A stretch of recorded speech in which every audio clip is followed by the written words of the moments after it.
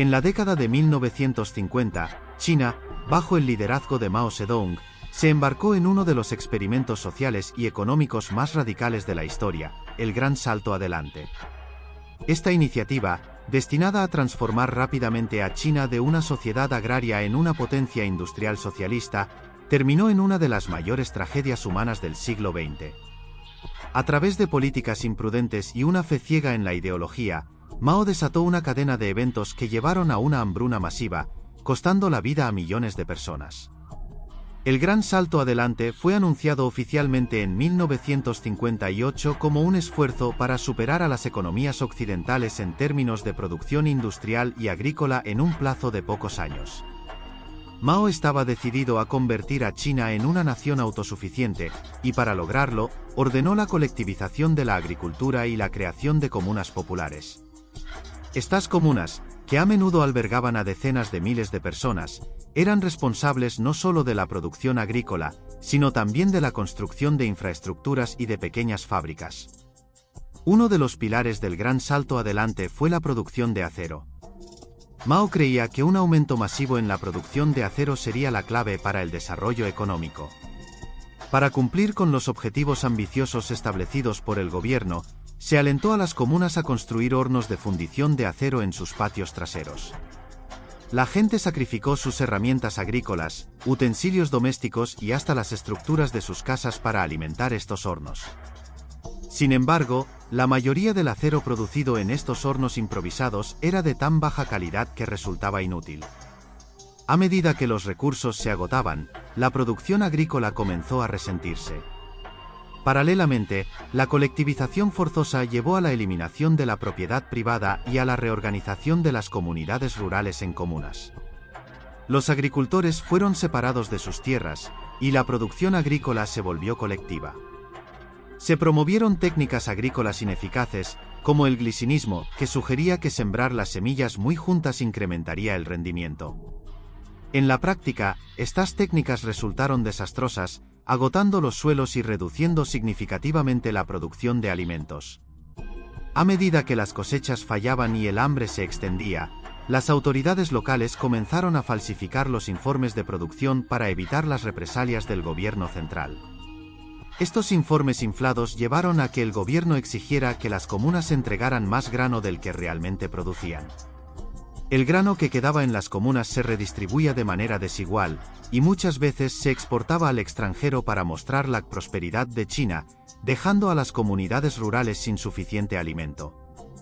La situación empeoró drásticamente cuando las políticas del gobierno provocaron desastres naturales.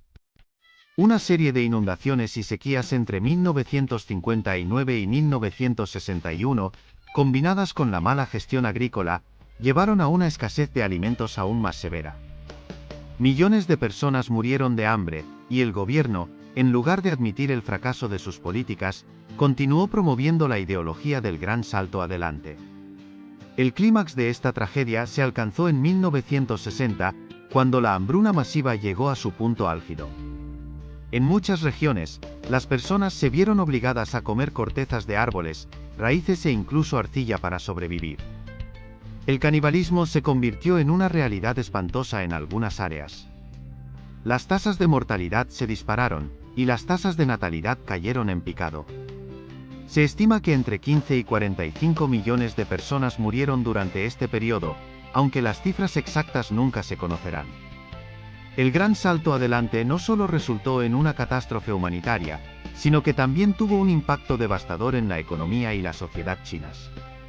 La industria agrícola quedó diezmada, y las infraestructuras construidas durante este periodo a menudo eran de tan mala calidad que resultaban inútiles.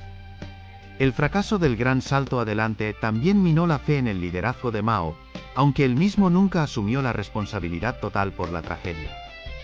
La lógica detrás del Gran Salto Adelante estaba enraizada en la visión de Mao de un futuro comunista donde las clases sociales dejarían de existir y donde la producción económica sería suficiente para satisfacer todas las necesidades del pueblo.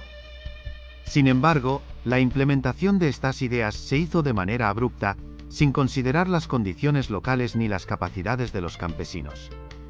Las comunas se vieron obligadas a aceptar metas de producción inalcanzables, y cualquier intento de cuestionar las órdenes del partido se consideraba traición. Además, la política del camino comunista en la producción agrícola llevó a la destrucción de formas tradicionales de cultivo.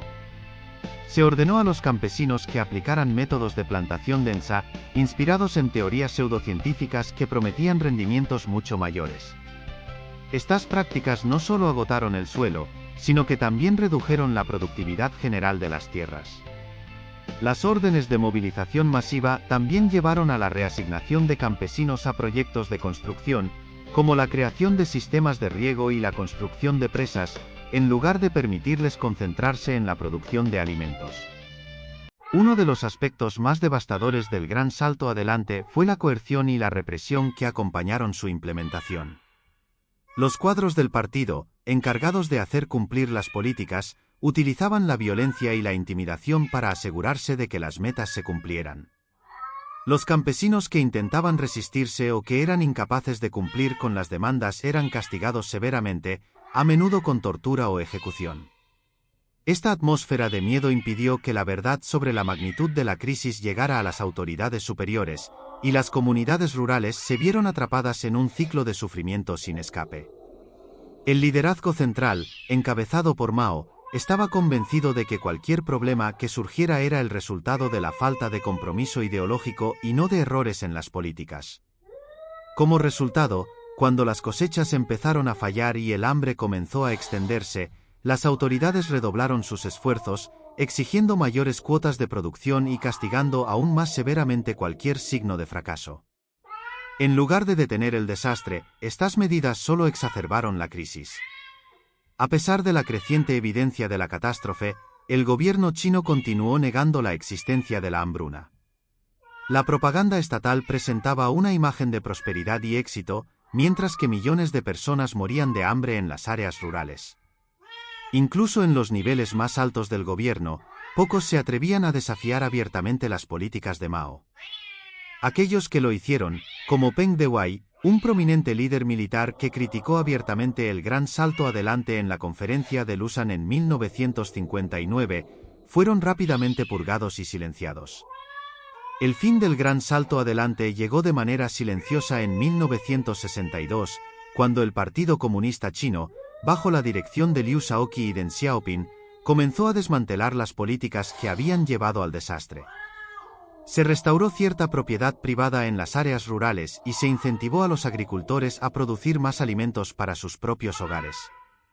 Aunque estas reformas ayudaron a aliviar la crisis alimentaria, los efectos del Gran Salto Adelante se sintieron durante décadas, tanto en términos de sufrimiento humano como en la desconfianza hacia el gobierno.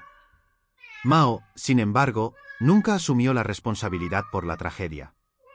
En lugar de admitir el fracaso, atribuyó la hambruna a factores externos, como el mal tiempo y el sabotaje de los enemigos del Estado.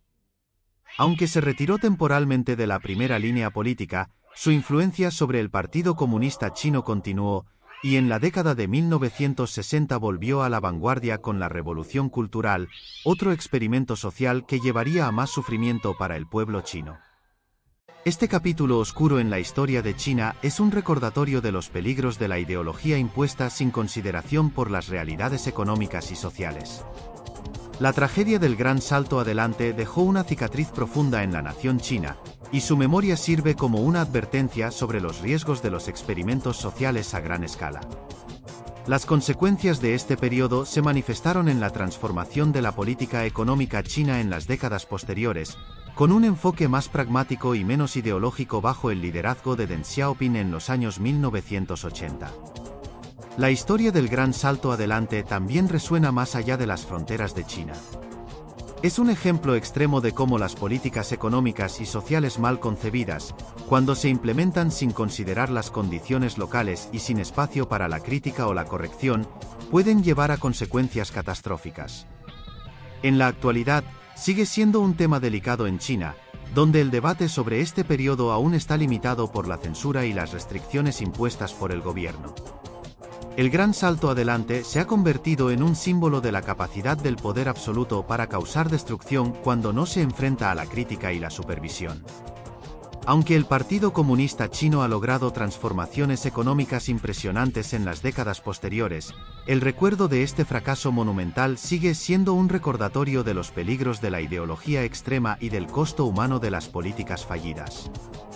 Gracias por ver este vídeo. Si te ha interesado esta historia y quieres seguir explorando curiosidades históricas, no olvides suscribirte al canal y activar las notificaciones. Deja un comentario si te gustaría que cubramos algún otro tema, y no te pierdas el vídeo recomendado por el algoritmo de YouTube, escogido especialmente para ti. Nos vemos en el próximo vídeo.